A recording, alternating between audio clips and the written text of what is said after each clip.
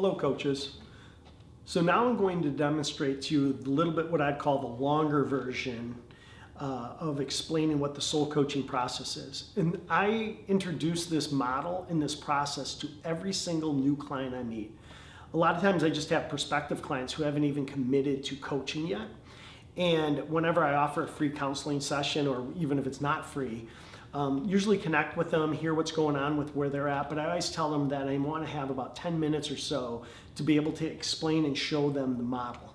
And I want you to know it is really important that you know how to explain this model and you understand it deeply, because I really do believe it is the secret sauce of our coaching recipe, and it's what's really, really different than a lot of traditional life coaching that's out there. And so that end, I'm going to jump in. An expression I often use when people are with me is, I'll say, the reason you're struggling is because you don't know who you are. You only know who you've become. And who you've become is not who you are. And I'll get clients often nodding their heads. So then the question becomes, who are you? When I'm explaining this, I want them to know that I typically will ask them a question like, so before we get into this, where's your faith at? Were you raised in a specific kind of religious upbringing? The reason I ask them is this work is very spiritual. It has a lot of God in it, and I want to know where they're at so I can meet them where they are. And so that's why I ask them that question. They can tell you kind of a lot about where they're at just with it, and I explain to them why I'm asking them that question. So some people are like, oh, I don't believe in God at all, and that's fine with me. I then try to not use words like God. I'll use words like energy and the universe and your true self, the divine, whatever.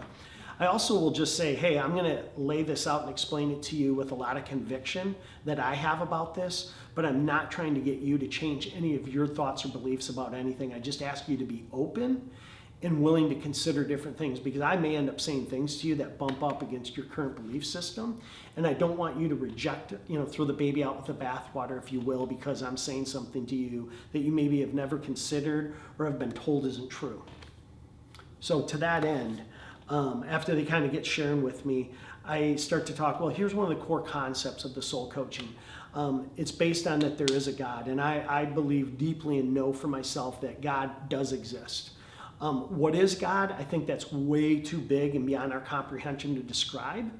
I often say, though, God is very different than the religion I grew up in. I was raised Catholic, and I've come to really understand a very much broader, different kind of God than I was brought up to around that. That's not to offend anybody who's Catholic.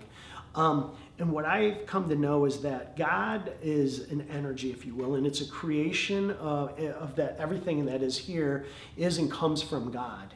And so if we were to try to describe this unknowable thing, I think you would have to describe it using all of the qualities and characteristics that we would use to describe love.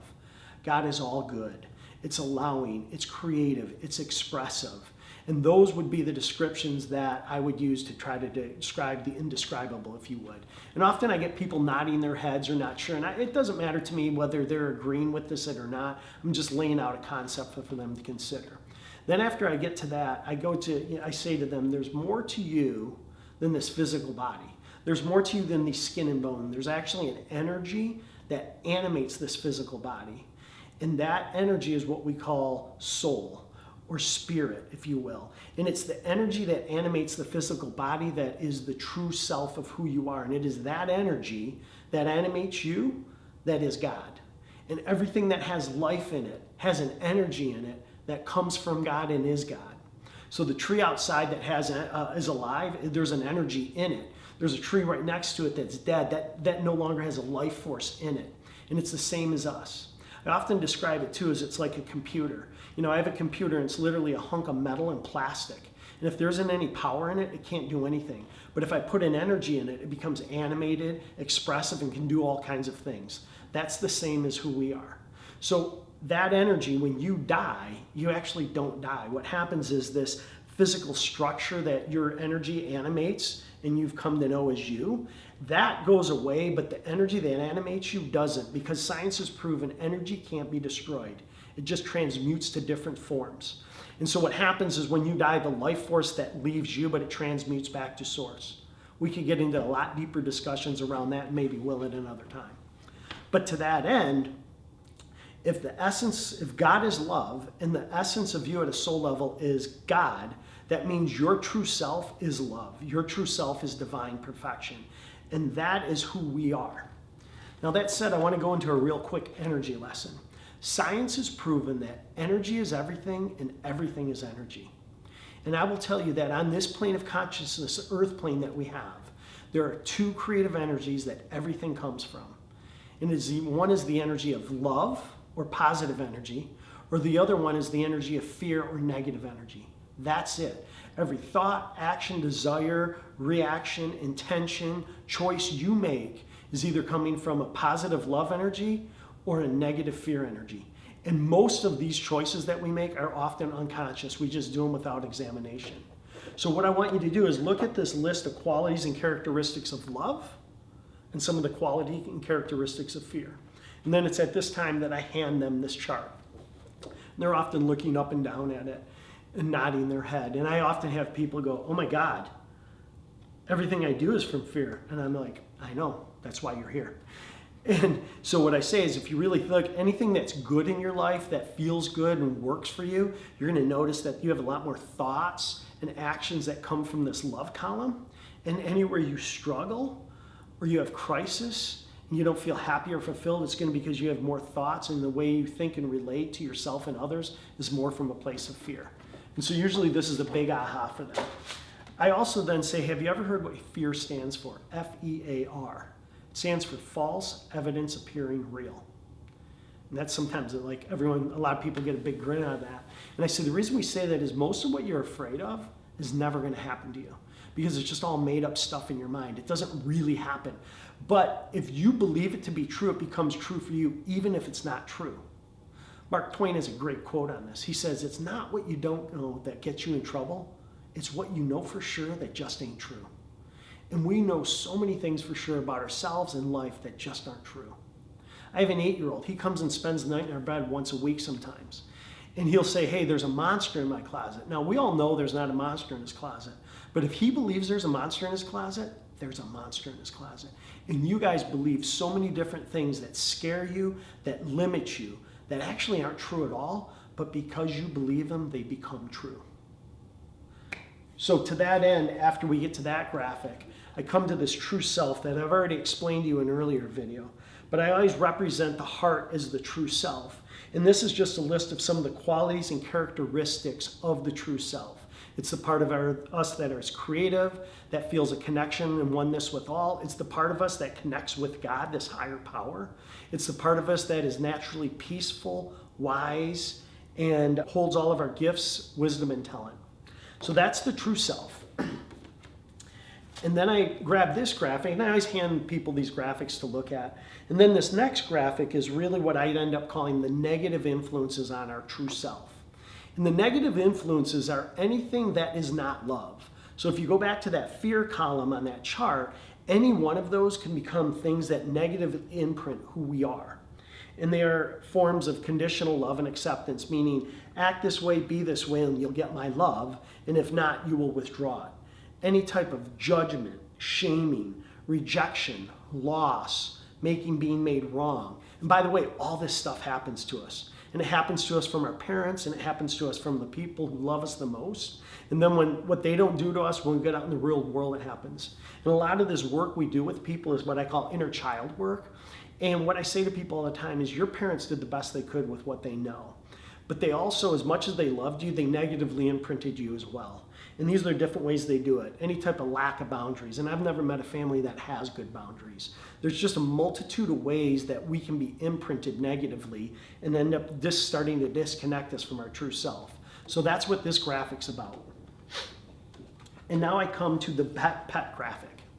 And I'm going to be more concise here because I've already went through this.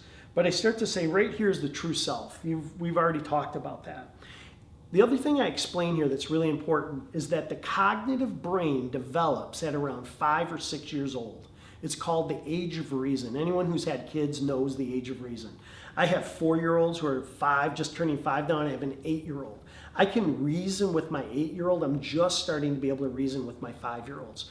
Up until then, they just read energy, know energy. If I yell stop, they just know that word stop, but they don't understand why I'm saying stop. They don't understand that a car may hit them or anything. And if I get really upset, towards them, they don't even understand why that is. They just know I'm upset. Yet my 8-year-old, he knows, he has a mind now that's developed. He's developed an ego, which creates this identity. And the ego is the part of us that can interpret things, assign meaning to them, create stories. And I want to say that because this is where the ego gets created. And forgive me as I itch my nose. So that said, we have our true self, and then we all will experience different kinds of negative influences of fear, judgment, and rejection. And then when this happens, we develop wounds and fears, and we experience blame, confusion, shame, anger, and a sense of being lost. And this creates this abandonment feeling sometimes, and our worthlessness and our powerlessness. And this is a lot of where all of our dysfunction comes from. And then from those wounds, we start to develop, the cognitive mind develops stories and interprets what is happening to us, and it creates often false beliefs based on that experience. And the core false beliefs that we all have are, I'm not lovable, acceptable, worthy, safe, or good enough.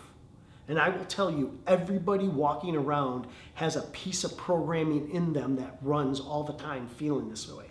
They may not be super identified with it or not, but we all have those vulnerabilities and pain points. And so whenever we experience shock, pain, struggle, our ego, the healthy part of our ego, wants to step in and protect us. And it wants to stop the pain and block you from ever having to have that pain again. I often say that our ego is like our parents. They would rather us be safe than happy. And so the ego becomes the protector of us. And the ego's coping mechanisms to manage all of this pain and confusion shows up as anger, walls, resentment, judgment, greed, power, control, addiction, numbness. These are all the things the ego does to help manage all of that. And then it develops one other layer of mechanisms, which we call our masks. And it often becomes our identity and our personality. And these are the ways we learn to be for everyone so that we'll get what we need from them. Which, by the way, we can't get any of that from them, but the ego doesn't know it. So we think safety comes from others. We think approval comes from others. We think happiness and love and acceptance and all these other things come from others. So we learn to show up in a certain way and to be a certain way with all different kinds of people to get those needs met. By the way, that ends up creating the crisis points in our lives, but we have to be a little bit older before we realize that. And what we end up realizing deeply is that none of that can come from anyone but ourselves. But as we do this, we start to identify with all of these layers as being who we are.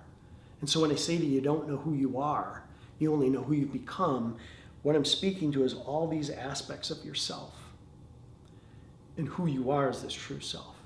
So the soul coaching model is based on understanding all of these layers, starting to peel through them, to do the processing and releasing work that is necessary in order to rest back into your true self, and then being able to create and express your life from there.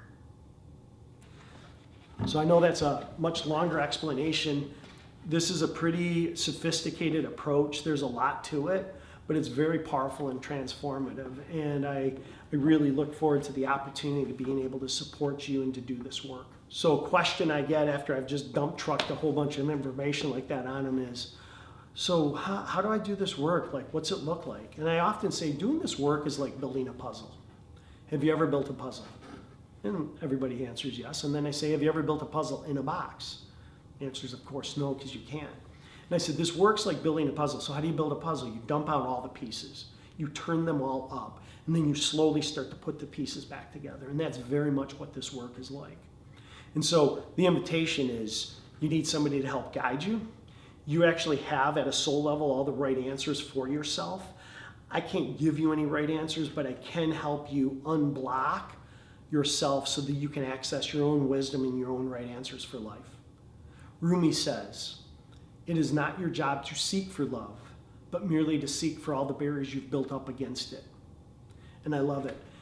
This isn't about acquiring anything externally. Everything you need in your life, you already have. What we need to do and what this coaching process does is help you become aware of blocks that you didn't know you had. And this ends up becoming a map, a roadmap of how you got lost and how to get back to who you are. So thanks so much for taking this time. And I really, if this model resonates with you in this work, I really would love to work with you or have one of our other soul coaches support you in this.